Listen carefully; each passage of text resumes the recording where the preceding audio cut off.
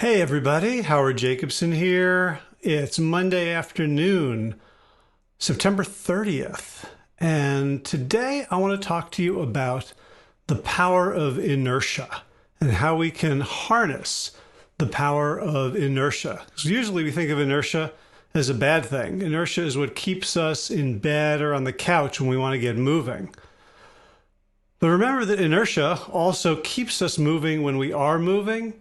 And inertia, the property of an object in motion to stay in motion and the property of an object at rest to stay at rest, is a double-edged sword. And we can use it against ourselves and we can use it for ourselves as well. So this was all sparked by a conversation I had yesterday. I was in Washington, D.C. at the Reducitarian Summit. Reducitarian is an organization designed to encourage people to reduce their consumption of animal products. And as opposed to being, all or nothing vegan or exclusively vegan, it's a big tent approach that includes vegetarians who have eggs and dairy, omnivores who want to have a little bit less meat, flexitarians, vegans, all of the above. And so this group of people thinks a lot about behavioral design and behavioral issues. And I was talking with Alana Braverman of ProVeg, Default Veg, Default Veg. And I was asking what that is. And it was such a simple idea. It just took my breath away. So if you go to a restaurant now or a dining hall or a cafeteria and they're an enlightened organization, they may have a plant-based or vegetarian or vegan section of the menu or a couple of entrees or a couple of specials. And you can go and you can get the plant-based item. And what Default Veg thought was, what if we got these organizations, restaurants, dining halls, universities, to agree that the default menu would be a vegan menu. So the default is you go in and the expectation is, okay, here's the corn and sweet potato chowder, the scrambled tofu for breakfast, the pasta with marinara sauce and vegetables, and a fruit cup for dessert. And one of the things that people say about when we try to help them improve their diets is they don't want to live in a nanny state or have the food police tell them what they can and can't eat. So instead of that, we have all the other options that were there anyway. You still have the meatloaf and the chicken and the seafood, but those are opt-in. The assumption is, here's the menu. Would you also like to see the meat menu or the dairy menu? Or instead of labeling us as deviant, we're labeling and making people go through an extra step to announce that they want the meat meal. So I've thought about this. I have a bunch of friends who are organic farmers, and one of them posted on Facebook, why don't we just call my carrot a carrot instead of organic carrot, and I have to spend thousands of dollars a year on USDA inspection and approval to make sure it's organic. Why don't we just call my carrot carrot, and all the farmers who use pesticide have to call theirs a chemical carrot, and get the USDA to go and measure all the chemicals that they can then list on the package. Why is the default the bad thing? So in the same way, encouraging different food organizations, to declare that vegan, plant-based, is the default, and people still can get whatever they want, but they have to go do something about it. And I remember the power of defaults from my studies of behavioral economics. And one of the great case studies of all time is organ donation rates in Austria and Germany. These are two neighboring countries, very, very similar culture, almost identical language, slight differences the same way you might get between the Northeast and the South in the United States. Completely understandable, but cadence and tone and certain dialectical differences. But essentially, Germany and Austria, very, very close to the same country with the same mindsets. In Germany, and this was in 2015 when the study was done, the rate of organ donation agreement, so someone has on their card says, I will be an organ donor in the event of accidental death, is 12%. 12% of the population has agreed. I guess this is the adult population who can agree, have agreed to become organ donors. In Austria, 99% plus are organ donors. And the question, of course, is what accounts for the difference? Is it that the Austrians are so much more generous than the Germans? Is it that the Germans have a different belief system about the body and the afterlife, and it would be horrifying to them to part with any of their organs? No.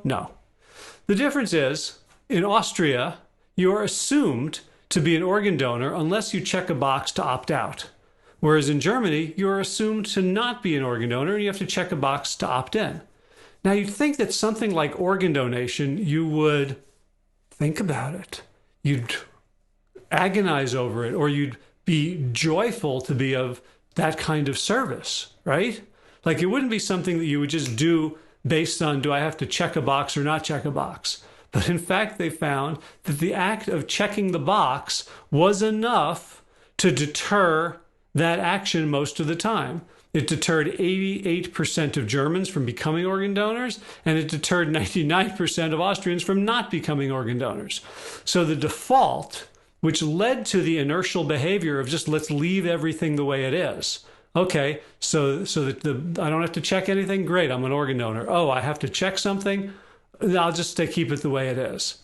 And the default not only sets the bar that you have to add energy to overcome, it also states the normal. Hello, Ben. It also states this is what's normal and acceptable. And I know firsthand the power of defaults in my setting up my own environment. So I started doing these videos once I had a system that was really easy to use. So you can see my mic here. It's on a beautiful boom arm. It swings. This mic stand, actually, you'll be able to see it in a minute, is actually about like $100. It cost well more than the first microphone that I owned, but it moves very easily. It goes out of the way when I don't need it there, and it makes it much easier. But the main thing was, above my webcam are these two lights. And I had lights, the little electrical lights, but I had them clamped onto my computer, my iMac. And if you've ever seen the back of an iMac or from the side, it's not a flat thing. It kind of bevels up. And so they were always like the clamp would sort of flip up, and sometimes it would fall off and I'd have to catch it. And the clamp actually came down over the screen, and I couldn't see certain menus at the top or the menu bar on the right.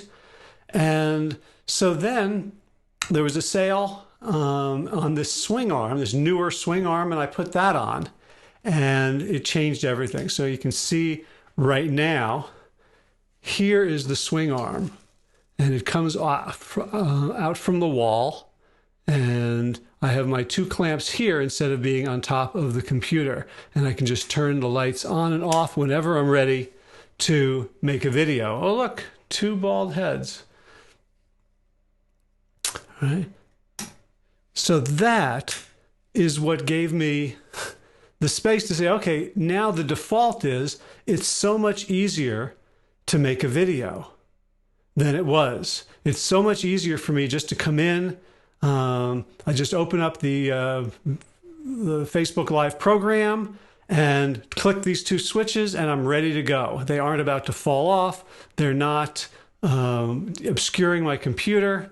And so that default has meant that pretty much every single weekday for the past 6 or 7 weeks, I have been able to make a video. So the question is now, where in your life are there defaults that are leading you to behaviors that you'd rather not do. So one example might be get up in the morning. What do you want to drink? Do you want to drink a glass or two of water? Yeah.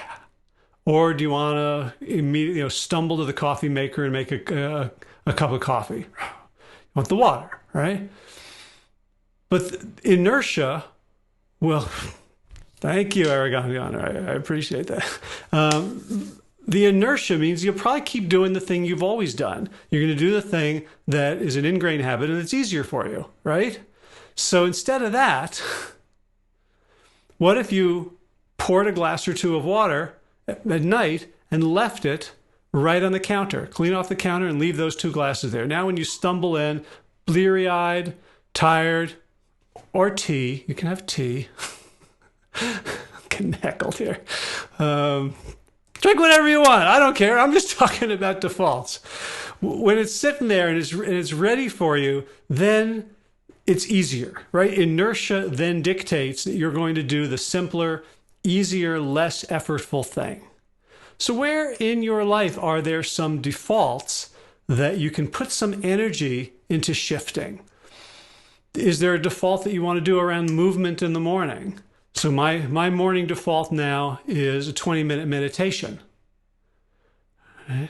So I have everything set up. I keep a timepiece. Sometimes I'll just literally just sit up in bed, put my back against the pillow, and just notice the time and close my eyes and meditate for 20 minutes, practically before I do anything else during the day.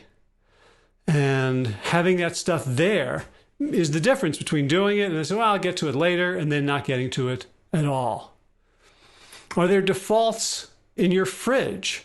Are the vegetables kind of buried in the back and the condiments and the junk food up front? And so when you open the fridge, you're naturally going to reach for the peanut butter and jelly as opposed to the hummus and crudité, right? Is the crudité ready to go? Is it washed? Do you have a salad ready to go? So we're not talking about, extreme prep here, but simply looking for places where defaults can work in your favor as opposed to against you. Because God knows defaults work against us all the time. And they were working against the medical authorities and public health officials in Germany. And so simply making that little change, instead of trying to do, you can imagine what you could do in that situation to try to overcome the 12%. You could have TV commercials. You could start doing public service announcements. You could have street fairs in which you pass out cards. You could have influencers talking on social media and entertainment shows about and showing their organ donation card. Or you can simply change which box has to get checked. So these little changes can be profound. So become a little bit of a inertia detective in your life and see where you can start creating some defaults that serve in your favor. So that's all for today. A couple of quick announcements. Coach training begins in November. Gosh, that's in like a little more than a month. So if you're interested, wellstartcoach.com. And the retreat, the Josh Howie retreat in November, is almost full. We've got one more space left. So if you're interested in finding out about that, you should hurry and let us know. And you can just go to sick2fit.com/retreat. And if you can't make this one, we're already starting to plan the March retreat in New Orleans. We don't have the dates yet, but I hope by the end of this week we will. So stay tuned. And if you just want to get on the mailing, let's just go to sick2fit.com/retreat. If you want to go to that one, otherwise just hit me up, hj@plantyourself.com, and we can talk about when the next one will be ready to go. All right. Hey, if you've read Sick to Fit or listened to it and you haven't left a review yet, that would be hunky and a little bit Dory as well. I would appreciate that. And otherwise, if you have questions, anything you want me to talk about, just post them in comments anywhere on Sick to Fit, on Facebook, on YouTube, and makes it much easier for me to talk if I know that I'm answering a question rather than just throwing ideas out into the ether. Thank you, everybody, for watching. Have a great day.